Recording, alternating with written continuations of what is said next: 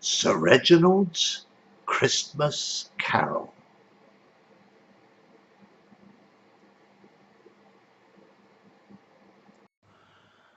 "You'll want all day tomorrow, then," thundered Sir Reginald to his one-legged, tattooed manservant Phillips, "so you can get up to some shady dealings with that cutthroat crew you roamed the seven seas with on the good ship Nancy, spending all day in some shady dockside tavern cooking up your villainies." Phillips had despaired of ever getting Sir Reginald to understand that he was given to seasickness, and his previous trade has been as a gentleman's hairdresser in Poole, and he had never been to sea in his life, not even as far as taking a trip round Brownsea Island on a motor launch, much less as a pirate.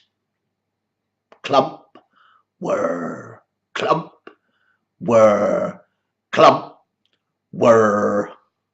Phillips continued propelling his master's bath chair along the cliff-top path beneath the pines on this darkening Christmas Eve afternoon.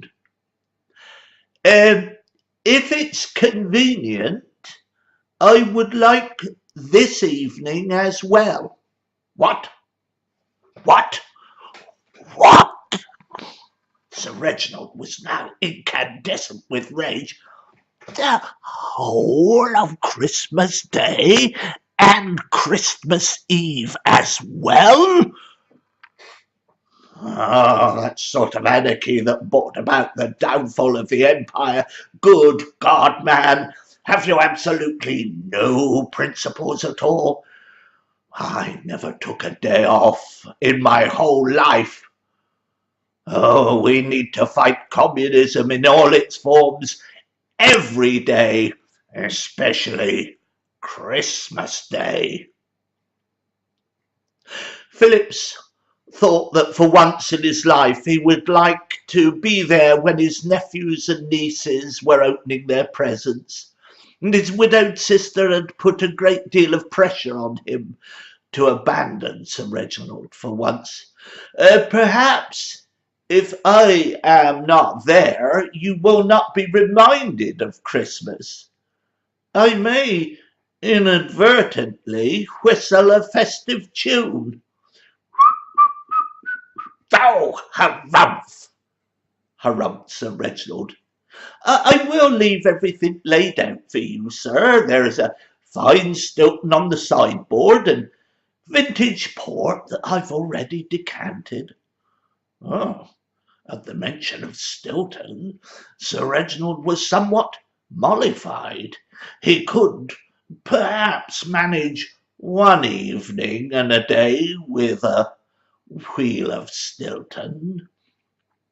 Very well, but it'll come off next week's wages. I don't want to be paying to foster your criminal socialist lifestyle. If I had an ounce of sense, I'd report you to the Customs and Excise forthwith. I must be going south." As they rounded a corner, they came upon a party of small children. Sir Reginald waved his stick at them, but instead of fleeing in disorder as they should have done, they took the stick waving as some sort of signal, and they began to sing, their small piping voices filling the afternoon air. "Silent night, holy night, all is calm, all is bright." When they had finished, Sir Reginald pointed to one of the urchins. His thin clothes were patched and ragged. Yes, you boy, what have you got to be so cheerful about?" "Why, sir," piped the lad, "it's Christmas Eve, sir." We all comes from the orphanage on the other side of town.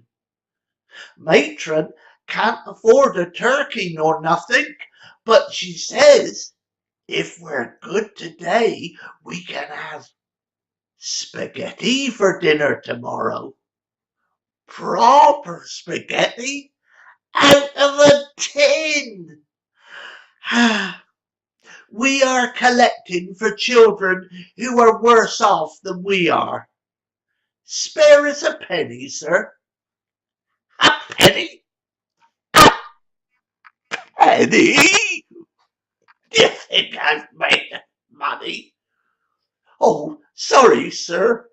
We can see you are old and crippled yourself on account of you having to be pushed around in a bath chair and so on, so you must be deserving of charity yourself. Of course I'm deserving.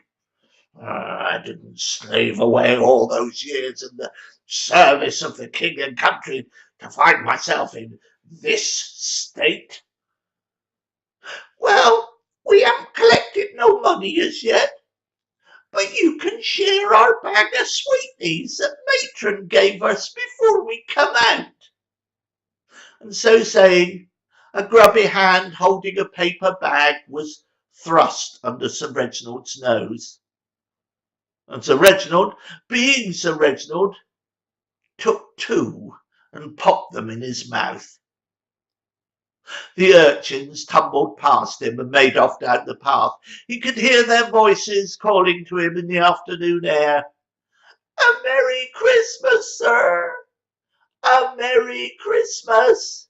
And proper spaghetti from a tin.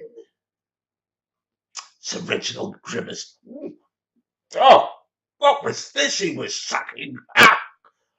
A humbug! Bah! Christmas! And just when he thought he was safe, who should he encounter on the path but another bath chair going in the contrary direction? Sir Reginald's heart sank.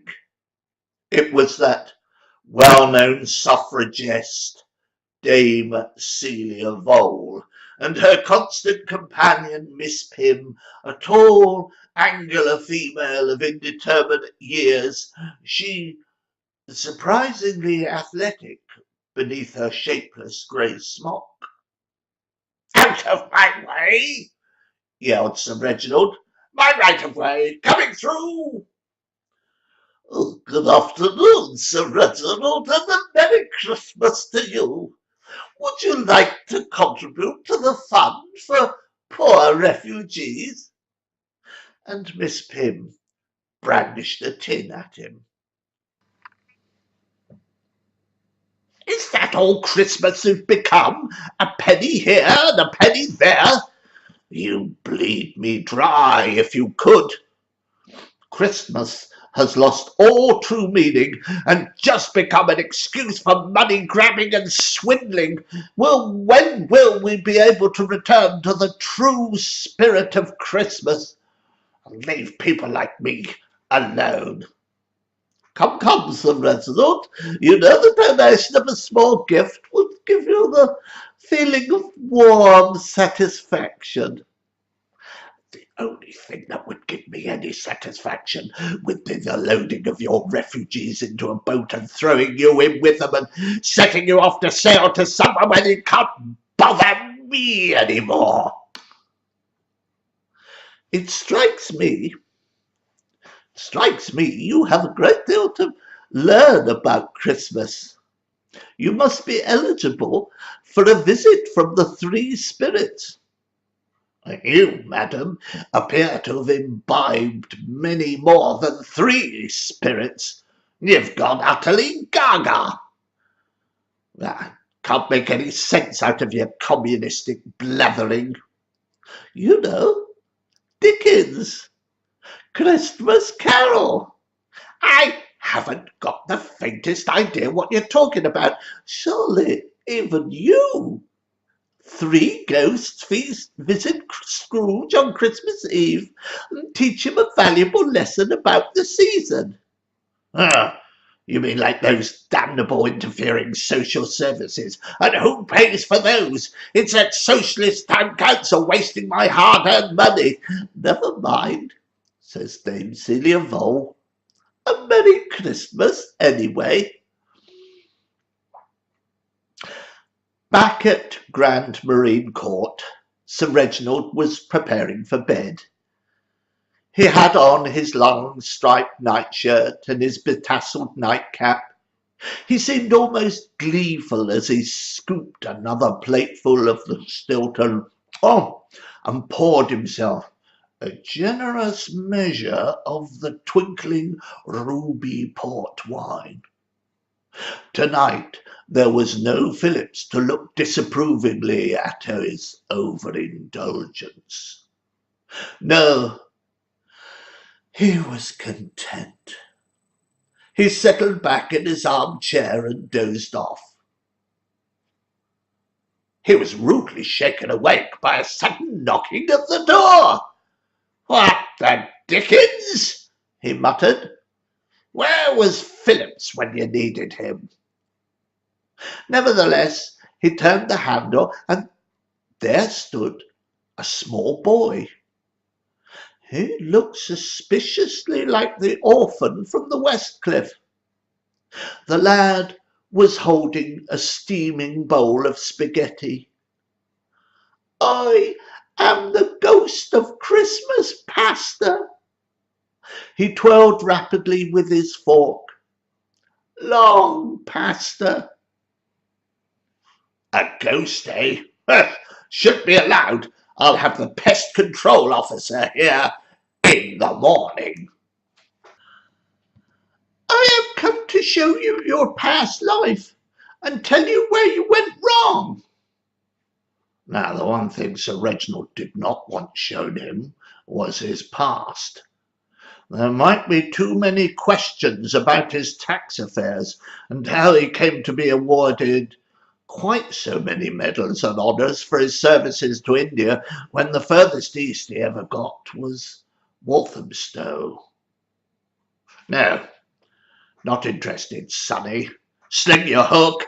And he slammed the door and he settled back in his armchair, his heart hammering with fear that they might at last have caught up with him. Barely had he closed his eyes when there was another knock at the door. "Now what?" he fumed, leaping up. There stood the same urchin as before. "Persistent little devil, aren't you?" "Please, sir, I am the ghost of Christmas present." "You said just now you were the ghost of Christmas past." "Come back, sir. I am doubling up tonight. Let me show you what is happening in the Phillips household." And there they were, apparently hovering in midair in a modest council flat in Poole. There, propped against the fireplace, a wooden leg, sad and forlorn.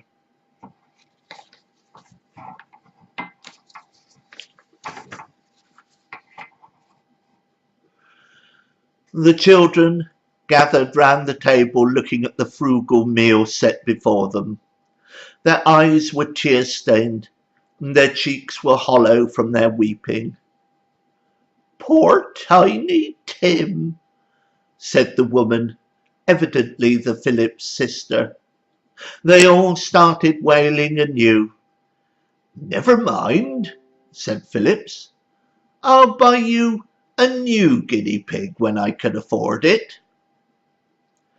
The widow's lips quivered. "That skinflint master of yours, if he paid you enough we could have guinea pig every Sunday."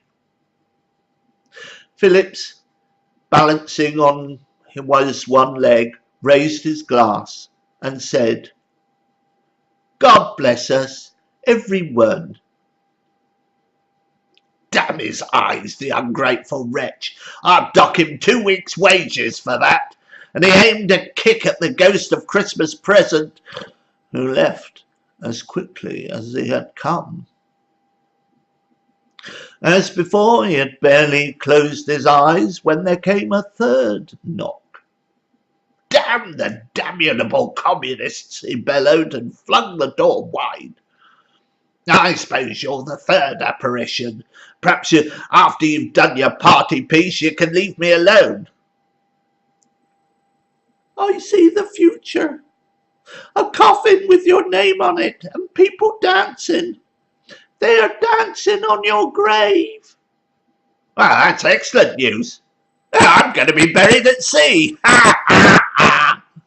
That's all of you. Perhaps I can get a proper night's sleep."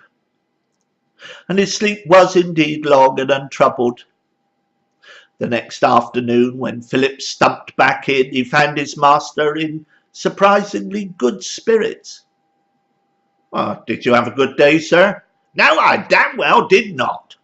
I had the most terrible dreams last night. I was visited by strange apparitions that showed me scenes from my life in the past and future. I feel wretched today." "Well, I'm sorry to hear that, sir." "Well, at least what that old trout Voles has said came true. My dreams have shown me a valuable lesson." "Oh? May I inquire what that is?" "Not to eat so much bloody cheese before I go to bed."